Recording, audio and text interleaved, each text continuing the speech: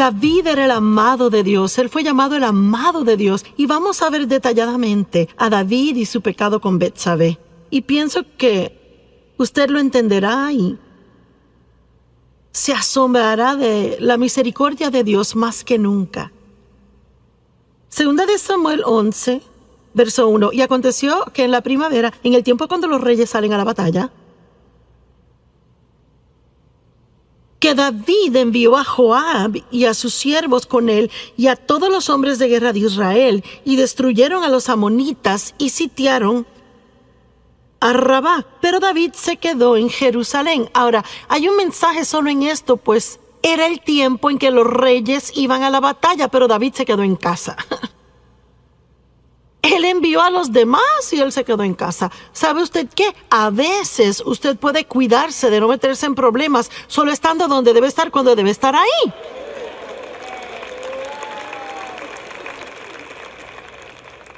Y si debería estar en la iglesia el domingo en la mañana,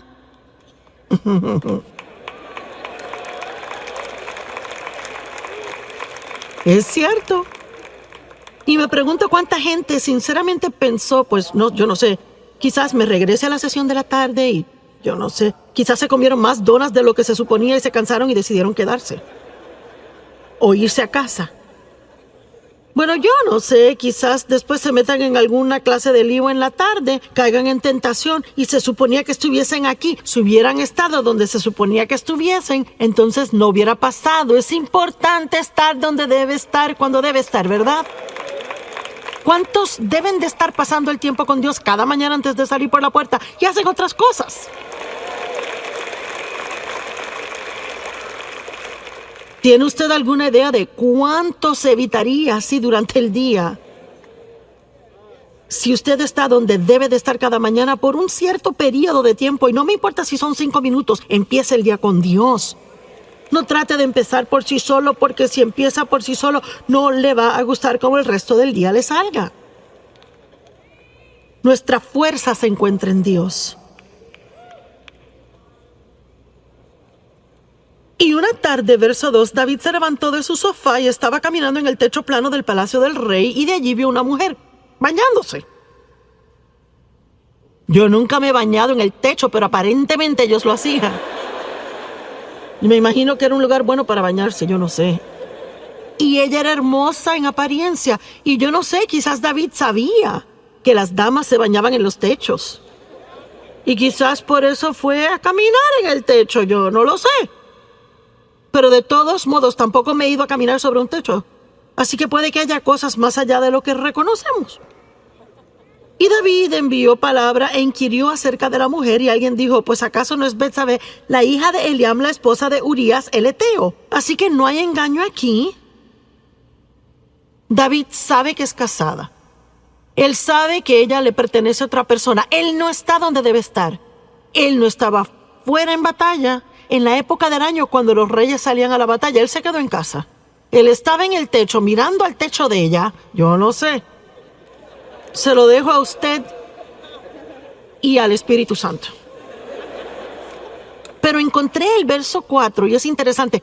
David envió mensajeros y la tomaron. ¿Qué significa eso?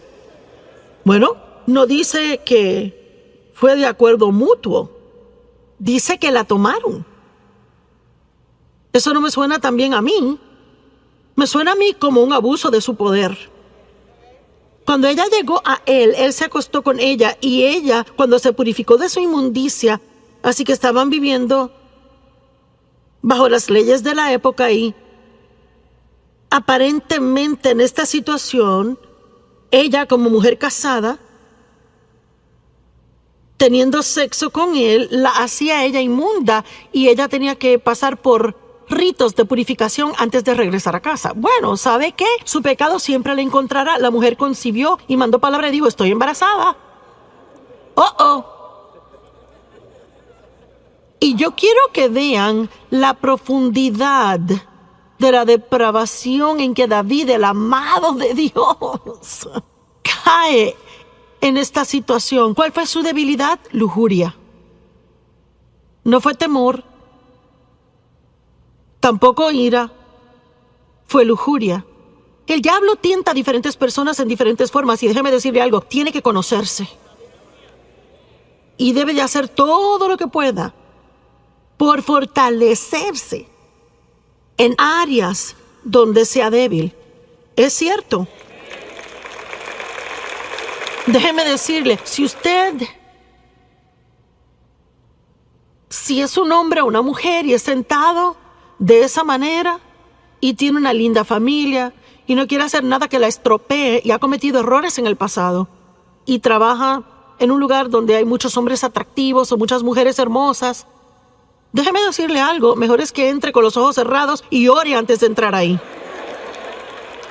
Y no se vaya al cafecito con ellos y no tiene que contarles de los problemas en casa y no tiene que llevarle donas en la mañana. ¡Corra como un loco!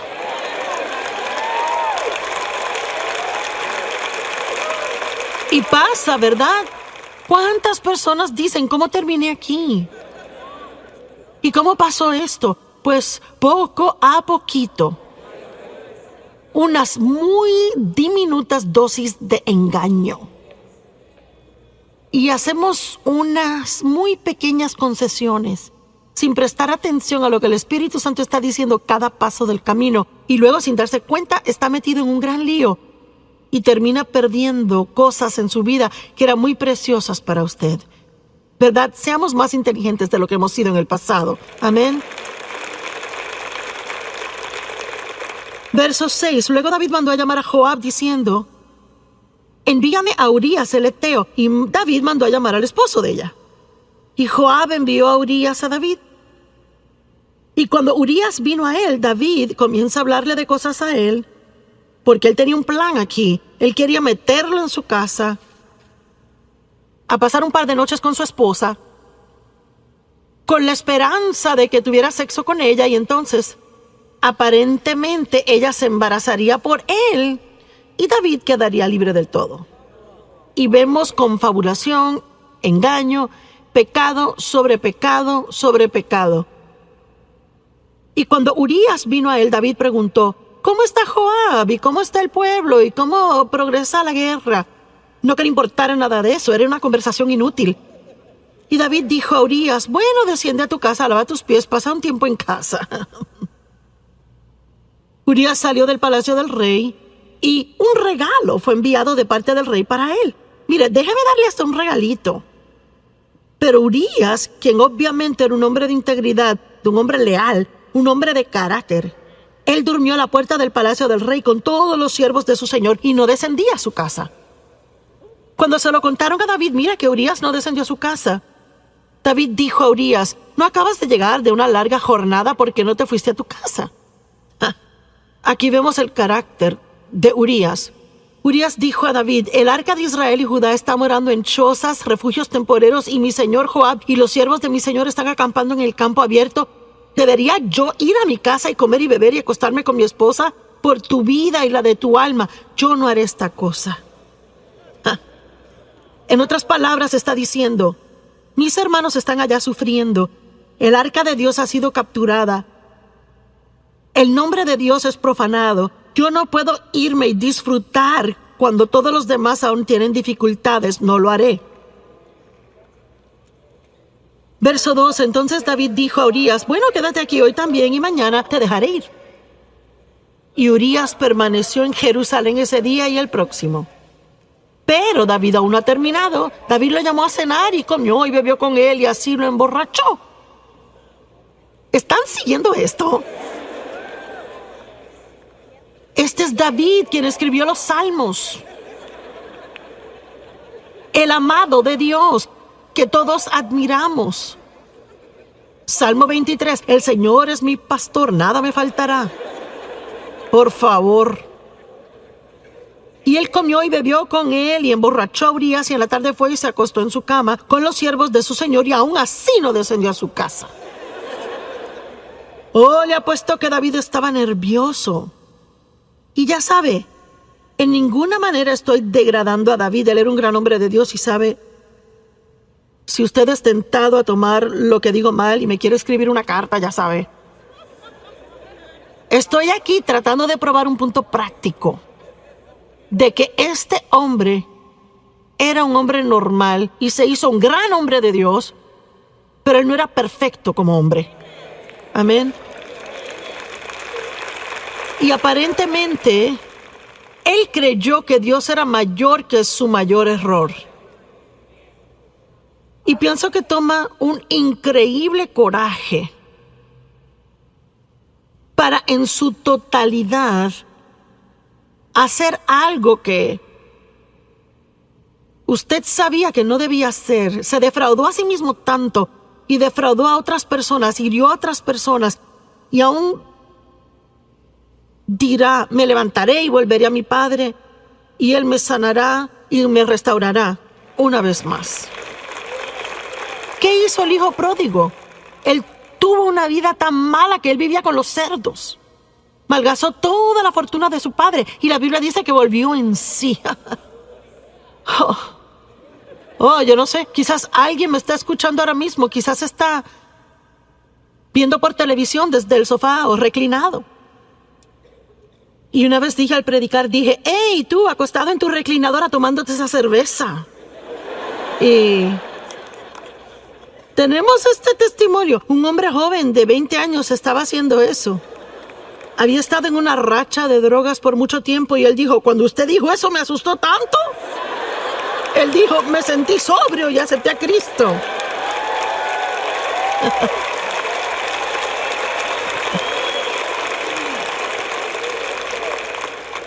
Así que sí, Dios puede parar una conferencia entera como esta solo para hablarle a usted.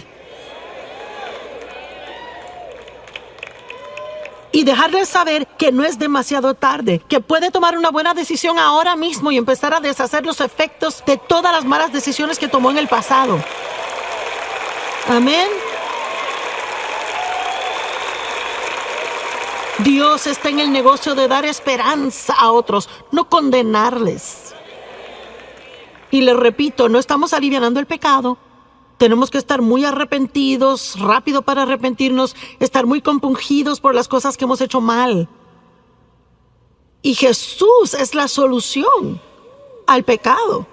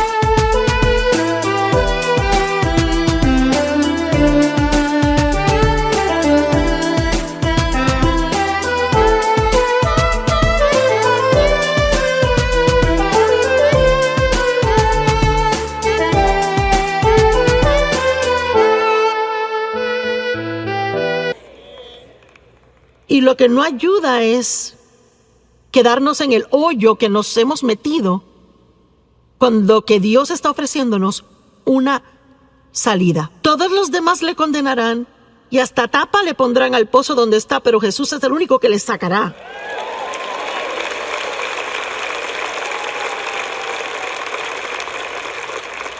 Y él escribió, David escribió una carta a Joab y la envió con Urías.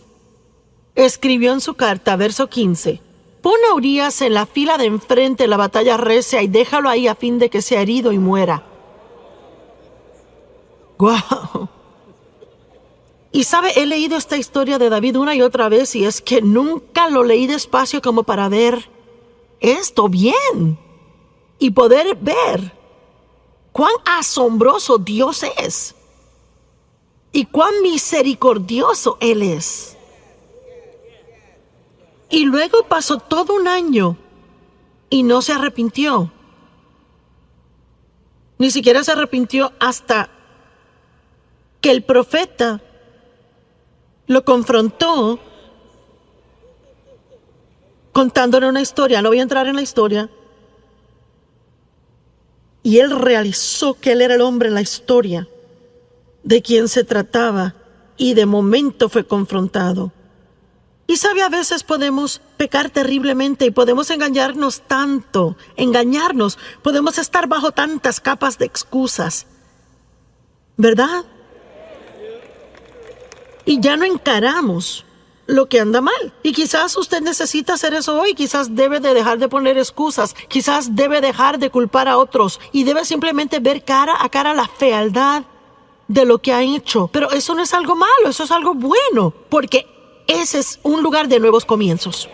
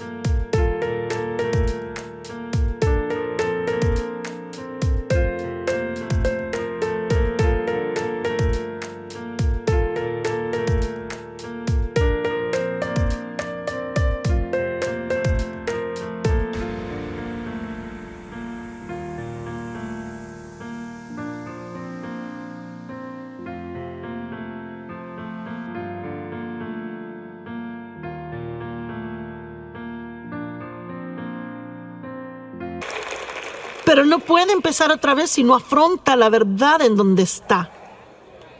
Usted conocerá la verdad y la verdad le hará libre. Usted saldrá del hoyo y se ahorrará la culpabilidad. Bueno, y mire cómo David llegó a ser uno de los grandes héroes de la Biblia. Cuando uno piensa en David, uno no se acuerda de esto. A mí ni me gusta tener que pararme aquí y sacar esto porque me gusta el cuadro que tengo de David aparte de esto. Pero esto muestra cuán asombroso Dios es y espero imparte esperanza a muchas personas que se encuentran en una mala situación y que han creído las mentiras del diablo de que ya es demasiado tarde. Pero hubo consecuencias de ese pecado y no quiero decir que no las hubo. La Biblia actualmente dice que David ya nunca estuvo sin guerra en su casa después de esto. Así que hubo definitivamente consecuencias. Y eso es lo que debemos recordar del pecado. El pecado siempre es perdonado. Dios siempre perdona y usted puede siempre ser restaurado en comunión con Dios. Pero eso no quiere decir que siempre pueda evadir todas las consecuencias de las cosas malas que ha hecho. Y honestamente, yo ni sé si deberíamos querer eso tanto.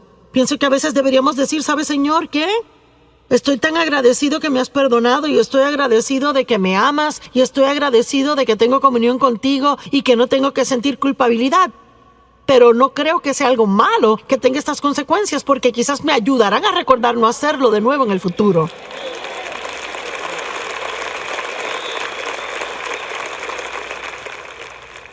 La Biblia dice en Proverbios que si su siervo no siente las consecuencias de su maldad, él lo hará otra vez. Por eso no se puede criar hijos y nunca permitir consecuencias por algo que hicieron mal y esperar que se comporten solo porque uno les dice. Yo siempre le daba a mis hijos mi palabra primero y si eso no funcionaba, les tocaba las circunstancias.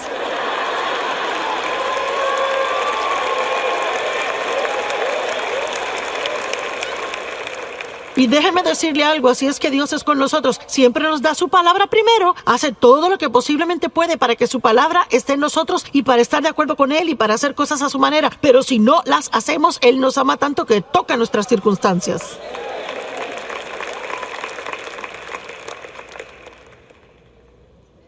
¿Qué tal Pedro? Vaya. Pedro, su debilidad era el temor. Moisés se enojó. David tuvo lujuria, Pedro temor. Pedro negó a Cristo 3 veces. Mintió 3 veces.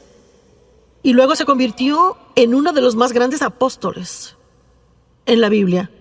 Y un hombre respetado.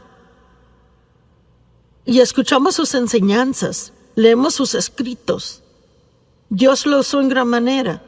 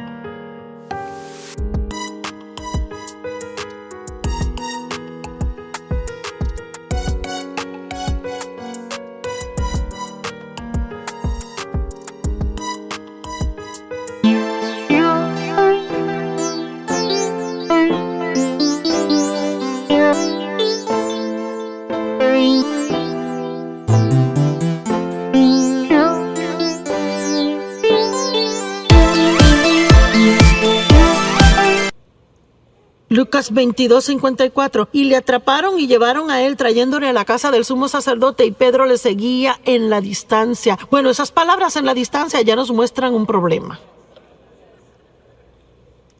Vaya, en cuanto hubo problemas, Pedro se echaba para atrás y seguía con distancia. No quería que nadie supiera que él conocía a Jesús. ¡Hey! Usted tiene que ser cuidadoso al estar en el mundo y tratar de seguir a Jesús de lejos. Vamos, hay un mensaje aquí para alguien. Uno va a la iglesia domingo en la mañana y es bien cristiano y cuando está con amigos cristianos. Pero, ¿qué durante la semana en el trabajo? Con sus amigos no cristianos, ¿cómo se comporta cuando está sentado a la mesa del almuerzo y alguien quiere hacer un chiste sucio? Vea. O cómo se comporta si se encuentra en la mesa comiendo en medio de un montón de chisme de la oficina. Bueno, yo ni voy a tocar eso, sigo. Usted sabe de lo que hablo, ¿verdad? Entonces podemos comenzar a seguir a Jesús a distancia. No queremos vernos religiosos. Y cuando hicieron un fuego en medio del patio y se sentaron, Pedro se sentó en medio de ellos. Y antes que nada, el Salmo 1 dice: no se siente a descansar y relajarse donde hay mofadores. Tiene que ser cuidadoso con quien se sienta. Entonces una sierva vio a Pedro y dijo: ese hombre andaba con él. Pedro lo negó diciendo: mujer, no le conozco. Mentira número 1. Y un poco después alguien más le vio y dijo: sí, tú eres uno de ellos. Y Pedro dijo: hombre, no soy yo. Mentira número 2. Y después de un intervalo de casi una hora, aún otro insistió diciendo: ciertamente estuvo con él porque es Galileo. Pero Pedro dijo: hombre, yo no sé de qué está hablando. E inmediatamente, mientras estaba hablando, cantó el gallo. Que Jesús ya le había dicho que cantaría y que él le negaría 3 veces. Y Jesús dijo: Pedro, he orado por ti. Pero en lugar de decir: oh, gracias Jesús, lo necesito, yo soy débil y sin tu ayuda me desborono. En lugar de eso, Pedro dijo: yo nunca haría eso. Yo nunca haría eso. Es que yo moriría contigo. Ahora vea, hay muchas cosas en esta historia, pero yo creo que una de las razones por las que Dios dejó que esto pasara es porque Él quería Pedro tenía que conocerse. Vea, a veces pensamos muy altamente de nosotros mismos y eso impide que lleguemos al destino que Dios tiene, y Él se echa para atrás y deja que fracasemos, y tenemos que conocernos y realizar cuánto le necesitamos a Él.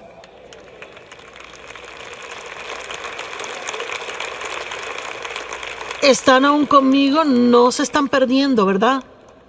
Bueno, aquí tengo 10 minutos más, presten atención. Y 3 veces él miente, el gallo cantó. Ahora vea el verso 61. Y el Señor se volteó y miró a Pedro. Hombre, ¿puede imaginarse por un momento esa mirada?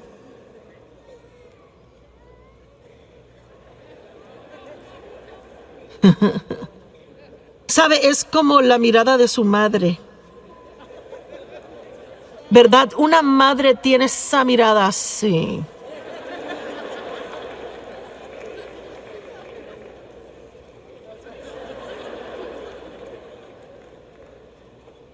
Pero yo no creo que Jesús miró a Pedro con una mirada de ira. Yo pienso que la mirada en sus ojos probablemente era triste, de convicción, pero también amorosa. Y Pedro hizo lo correcto. Él salió y lloró amargamente. ¿Y sabe qué? Él inmediatamente, profundamente se arrepintió por su pecado y por su error. Y es realmente todo lo que Dios busca. No tomamos el pecado livianamente, profundamente nos arrepentimos. Me duele tanto cuando pienso que he defraudado a Dios. Pero soy lo suficientemente inteligente para saber ahora que tengo que caminar y salir del pozo. Yo tengo que brincar por encima de la culpabilidad, porque hay mucho en jaque para yo quedarme en ese hoyo por días. Amén. Hay demasiado que Dios quiere que hagamos. No tenemos que perder su tiempo así, no cuando la sangre de Jesús siempre está disponible para lavarnos una y otra vez.